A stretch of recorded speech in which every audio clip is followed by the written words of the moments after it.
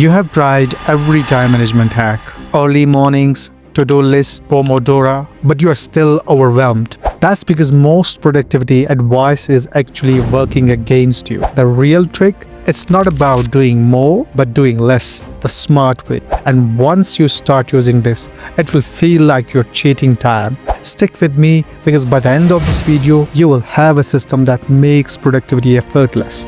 Most people think managing time means doing more. But the real trick, doing less but the right things. It's called the 80/20 rule. 80% of your results come from just 20% of your tasks. Think about it. If you are a student, you probably realize that only a few topics make up most of your exam questions. If you are in business, a small percentage of customers bring in most of your revenue. The same applies to your daily tasks. Instead of spreading your energy across a massive to-do list, ask yourself, if I could only complete one task today, which one would have the biggest impact? Prioritize that and let the rest take a backseat. The moment you stop treating all tasks equally, you'll feel like you're bending time in your favor.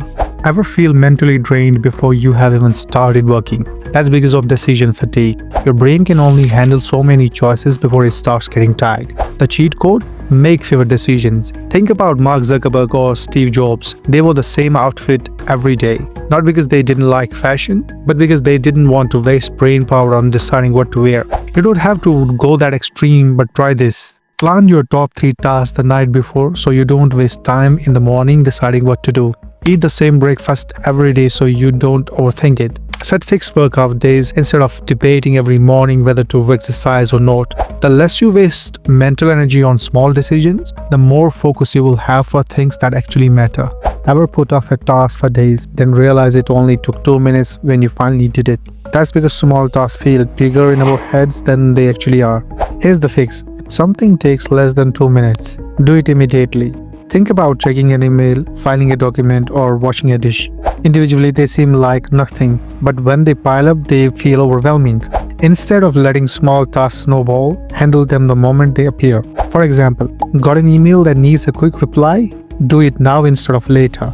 It's a tiny habit, but over time, it prevents procrastination from taking over.